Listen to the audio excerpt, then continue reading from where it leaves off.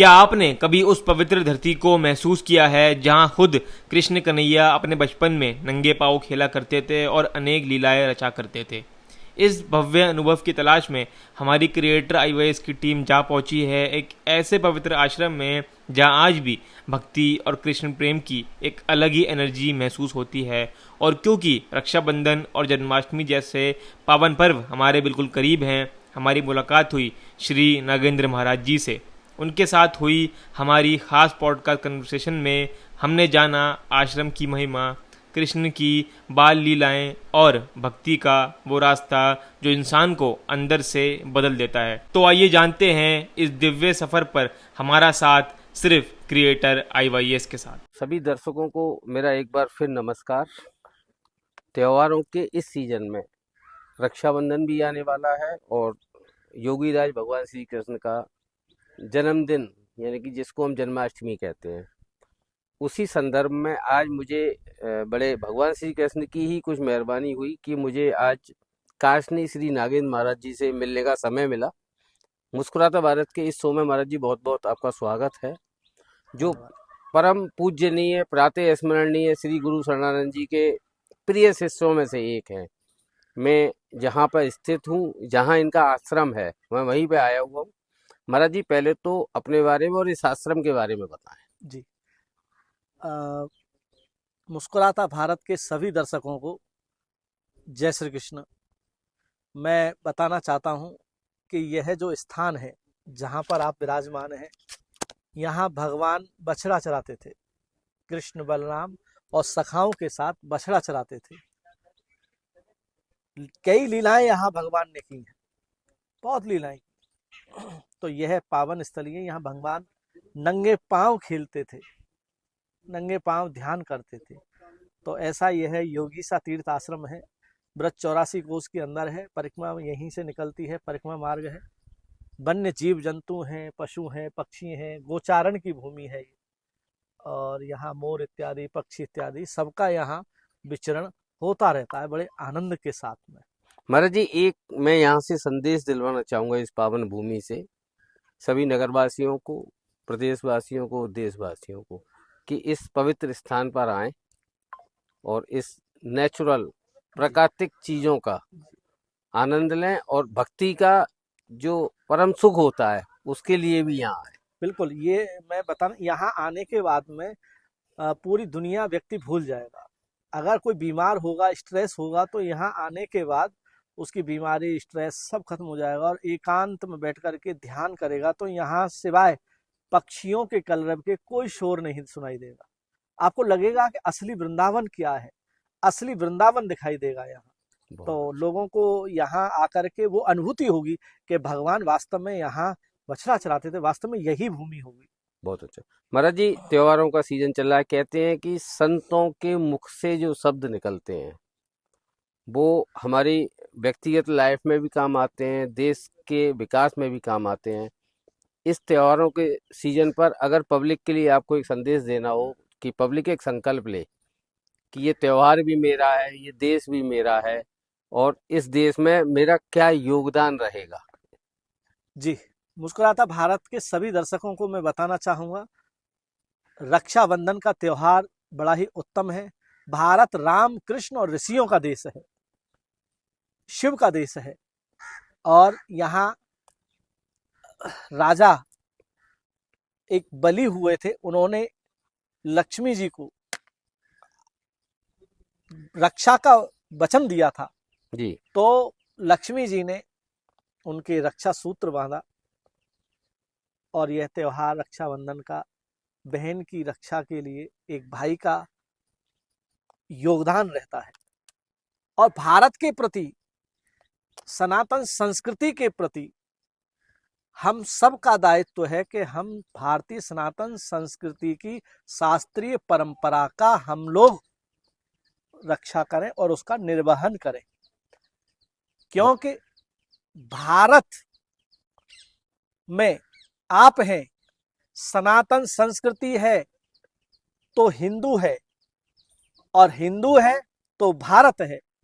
ऋषि हो, मुनि हो या ब्राह्मण हो या क्षत्रिय हो या वैश्य हो या शूद्र हो या सैनिक हो सैनिक भी देश की सीमा पर हमारे देश की रक्षा कर रहा है।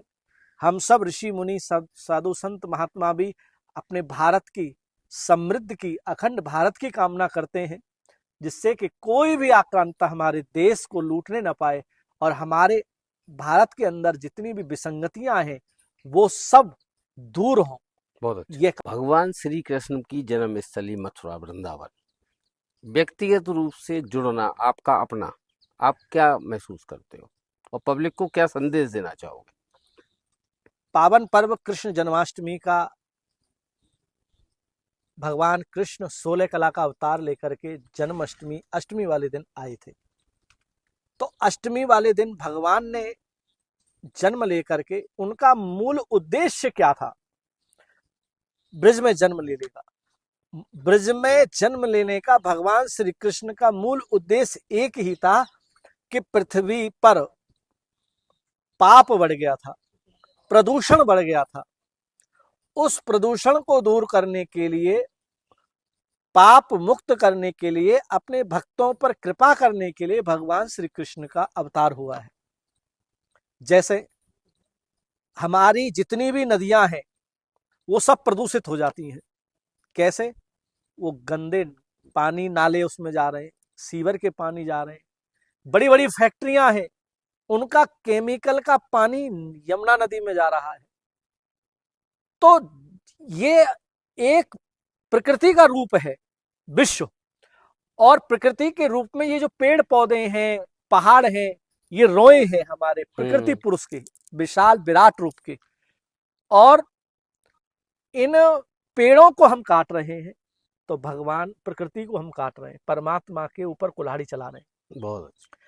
हम नदियों को प्रदूषित कर रहे हैं, तो समझो हम अपने शरीर की जो नाड़ियां हैं जिसमें रक्त बह रहा है, ये प्रकृति पुरुष की जो अंदर है वही बाहर है। तो वो नदी अगर प्रदूषित होगी, और हमारी नाड़ी में एक कोरोना वायरस आया था बीच में, एक उस वायरस के संचार रक्त में होता है, तो रक्त प्रदूषित हो जाता है, व्यक्ति मर जाता है, डेड हो जाता है।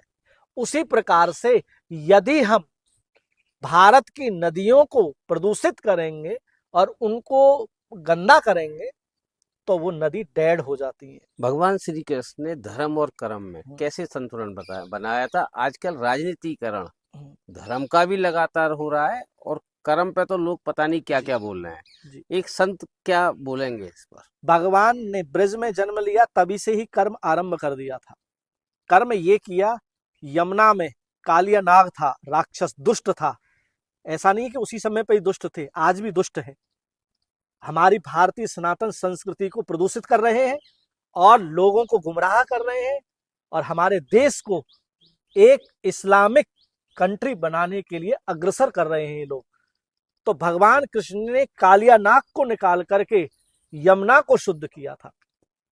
उसी प्रकार से हमें भगवान ने गीता में कहा है कि अर्जुन, यदि तू युद्ध करेगा, केवल कर्म ही कर्म करेगा, तो भी तेरी हार निश्चित है। और यदि कर्म नहीं करेगा, केवल धर्म ही धर्म करेगा, पूजा पाठ ही करता रहेगा बस सब कुछ छोड़ करके, तो भी तेरी हार निश्चित है। इसीलिए अर्जुन, मामस्मर युद्ध च, मुझे भी याद रख, धर्म भी कर और कर्म कर। और जो कर्म धर्म समृद्ध हो जाता है तो उसमें किसी प्रकार का कोई विघ्न आता नहीं है। महाराज जी, एक और क्वेश्चन करूंगा कि क्या सनातन धर्म को जातियों में बांटा जा रहा है लगातार? कभी किसी जाति को, कभी किसी जाति को, ये कहाँ ले जाएंगे? ये हो क्या रहा है भारतीय राजनीति में? ये आज की जो विडंबना है वो बहुत ही गलत हो रही है। जो परंपरा चली आ रही है, परमात्मा ने, ऋषियों ने बनाई है, वेदों ने कहा है, उपनिषदों में लिखा है, उस परंपरा और उसका निर्वहन, पुराणों का निर्वहन होना चाहिए। क्योंकि इस तरह से हम जातिकरण करेंगे, भेदभाव करेंगे, तो निश्चित रूप से हम लोग भारत को एक विघटन की ओर ले जा रहे हैं, आपस में हम लोग कट रहे हैं। महाराज जी, अगर मैं आपसे कहूं कि आजकल जैन जी का पूरे हिंदुस्तान में, पूरी दुनिया में बहुत सारा प्रभाव चल रहा है जैन जी में, क्या जैन जी इसलिए अपने दिमाग से या अपने एक जो रास्ता होता है आगे बढ़ने का, उससे विमुख इसलिए हो रहे हैं कि वो आध्यात्मिक शक्ति को पहचान ही नहीं पा रहे हैं या आध्यात्मिक शक्ति को जानते ही नहीं है। बिल्कुल। देखिए, युवा पीढ़ी है, युवा पीढ़ी को अपना बात रखने का अधिकार सबको है, लेकिन युवा पीढ़ी किसके संरक्षण में चल रही है और किधर चल रही है? बुद्धिजीवी है हमारा युवा, हमारे युवा धर्माचार्य हैं, बहुत हमारे युवा जुड़े हुए हैं, जो कि पंजाब, हरियाणा, दिल्ली, पूरे भारत के युवा जुड़े हुए, लेकिन वो धर्म समृद्ध हैं। वो जानते हैं कि हमें सनातन संस्कृति का निर्वहन करते हुए हमें आगे बढ़ना है। जहां लोग राम को गाली देते हो, देवी को गाली देते हो, वेदों को जलाते हो, तो वो युवा किधर जा रहा है? वो सिर्फ और सिर्फ वो युवा भ्रमित है और वो युवा नशे का शिकार है। तो ऐसे युवाओं को सावधान होनी चाहिए। हमारा भारत स्वस्थ है, भारत युवा का नाम है और भारत की आत्मा का नाम है राम। और राम नहीं, सनातन नहीं, भारतीय संस्कृति नहीं, तो फिर हिंदुस्तान है ही नहीं। महाराज जी, इसलिए जब मैं इस आश्रम में आपके पास बैठने का मुझे मौका मिला है और संत लोगों के पास बैठे और आनंद नहीं आया, तो एक आध्यात्म का जो आनंद है जिसको आप बांट रहे हो लगातार पब्लिक में, जितने लोग यहाँ आते हैं, मुझे नहीं लगता कि कोई यहाँ से मुस्कुराता हुआ नहीं जाता है। तो आध्यात्मिक जो आनंद है उसके लिए संक्षेप में एक संदेश पब्लिक के लिए, खासतौर से युवा वर्ग के लिए। बिल्कुल, मैं अपने जितने भी भारतीय सनातन संस्कृति मुस्कुराता भारत के दर्शक हैं और समस्त युवाओं को बस मैं यही संदेश दूंगा, अपने आप को पहचानो, अपने आप को जानो और जान करके इंकलाब जिंदाबाद के नारे देते हुए हम लोग आगे बढ़ें और सनातन संस्कृति और भारत की रक्षा करें। यही हमारा उद्देश्य होना चाहिए और हम सबका परम कर्तव्य यही है कि गांव सुधरेगा, घर सुधरेगा, प्रदेश सुधरेगा, भारत सुधरेगा और विश्व सुधरेगा। और विश्व सुधरेगा तो हमारा युवा भी शुद्ध होगा, सात्विक होगा और विकासशील बुद्धिजीवी हमारा युवा अपने कार्य पर निर्वहन करेगा। मुस्कुराता भारत की टीम से महाराज जी क्या आशीर्वाद आप देना चाहोगे? हम जिस तरह का काम कर रहे हैं, लगातार आप जैसे लोगों से मिल रहे हैं और चाहते हैं कि समाज में मुस्कुराहट आए, आप हम लोगों से क्या कहना चाहेंगे और हम क्या सुधार कर सकते हैं?